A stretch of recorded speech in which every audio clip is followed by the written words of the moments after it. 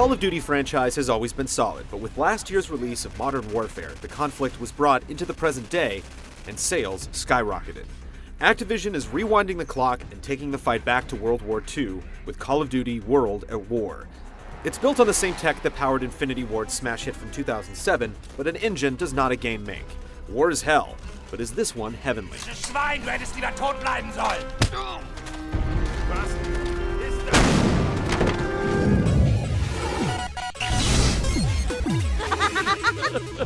Alto Mugrose!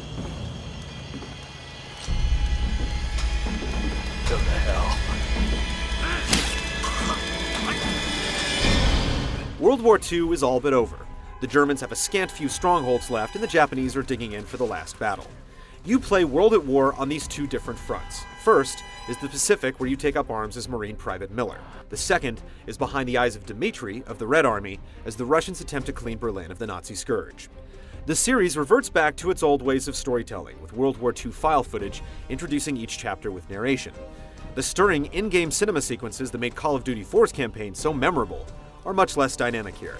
Some chapters hardly have any exposition, but they all have set-piece battles. It's the coral! We're stuck on the... Drop the ram! The dual plots are passable, mainly because no one needs an excuse to kill Nazis or someone running at them with a bayonet. There's just very little personal attachment to it. There's no one antagonist to seethe over, and with the exception of a couple of characters, your brothers-in-arms are never really personified. It does lead you through the end of the war from two very different perspectives, and succeeds at reminding you how difficult it was to survive either one.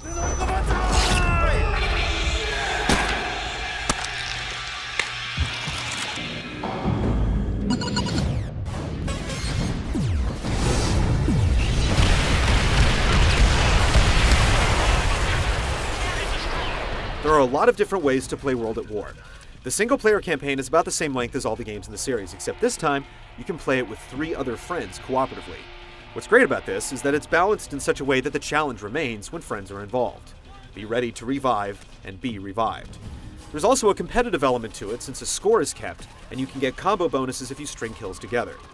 No matter how many people are slinging lead, it's designed the same way. You spend a lot of time being herded down corridors by invisible walls until you spill out into epic battles in wider expanses. Even here, the game teaches you that there's really one way to get through the fray. Try as you might, it can be difficult to find 2 different ways through a firefight. Occasionally there are trenches that you can blast through as an alternative, but otherwise, it's pretty straightforward. The authenticity you expect is standing at attention. You'll rekindle your relationship with the M1 Garand and a host of other Arrow weapons, and this is really where you appreciate playing in 2 different locations. The Japanese have entirely different weapons from the Germans, and you'll undoubtedly find a favorite from each country. Stopping power, range, bullet penetration, recoil, and reload time are all parameters of each gun that can easily be felt and quantified. One new addition is the flamethrower, and once you find it, you're on easy street.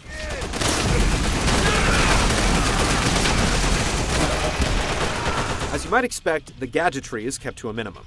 There are no night vision goggles, laser sights, and the like. You do get frag grenades, smoke grenades, and the opportunity for the occasional airstrike, but the time period definitely limits the possibilities. While the campaign is brief, there's much more to do after the war is won. The most interesting addition is the Nazi Zombies minigame, where you and some compatriots are trapped in a bombed-out building under siege by the Walking Dead. You can play it with CPU assist or with 3 friends, and there's a money system in place to limit your weaponry. It starts out a little slow, but eventually you'll be scrambling to keep the windows boarded up while watching your back. The competitive multiplayer modes take more than a cue from Call of Duty 4, and of course, that's a great thing. The XP and perk system has returned, ensuring that motivation persists. There are some new perks, and the Prestige option allows you to keep earning insignias and create a class slots long after the level 65 cap. Classic Capture the Flag has returned to bolster the handful of other modes like Domination, Search and Destroy, and Sabotage. It's an excellent suite. Kill streaks have also returned, allowing you to call in artillery strikes, mark enemies on the map, or summon a pack of dogs to do your bidding. You can also pilot tanks in the multiplayer this time, and it's a nice start, but it still seems anemic compared to games like Halo 3. There are tons of ways to play Call of Duty World at War. Taking a cue from Halo 3's Skulls, there are even death cards hidden throughout the levels that you can use to alter the multiplayer experience. Yet aside from Nazi zombies, there's nothing that will obliterate expectations. The formula still works, and works well.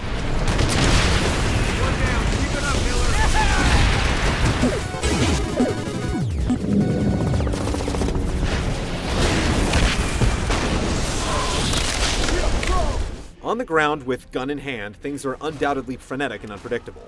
Enemies can come from anywhere. The Japanese will hide in trees, or pop up from the ground and rush at you bonsai style. If they get too close, you can click the right analog stick and ram a knife into their neck for an instant kill.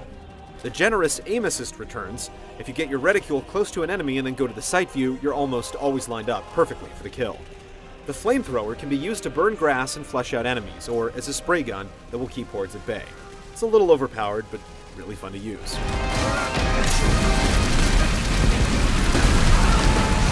While the weapons from the era are mundane compared to many of today's shooters, you'll still get the opportunity to blast through walls and other objects if you have a gun with a high enough penetration rating.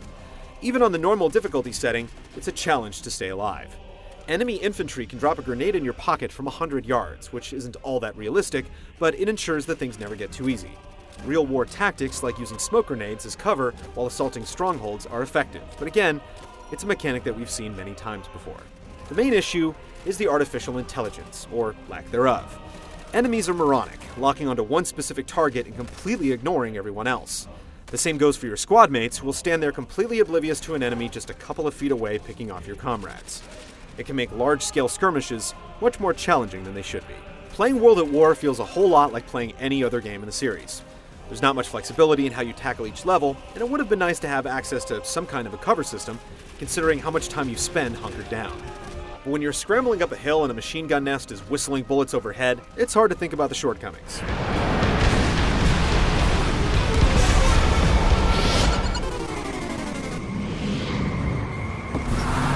Call of Duty 4 engine has held up well, making World at War one of the finer looking games on the market.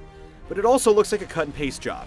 Due to the time period, there are far less wow moments bolstered by technology, but the fundamentals are nailed, as the game always runs at a steady clip. Clothes have an appropriate sheen when battling in the rain, and the lighting engine is still one of the finest in the business. We're disappointed that so little care was paid to how the exposition unfolds. We can only watch grainy war footage so many times before it begins to lose its impact. At least it's a far more brutal game, with some scenes literally making us cringe.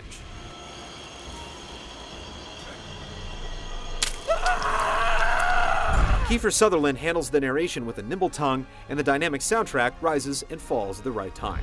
Taking the airfield and the mortar pits showed us that the enemy will fight to the death for every last inch of this land. The sound design is also incredible, planting your butt firmly in the middle of history's greatest war. The 5.1 mix will make you feel every grenade blast, shaking the sub with conviction.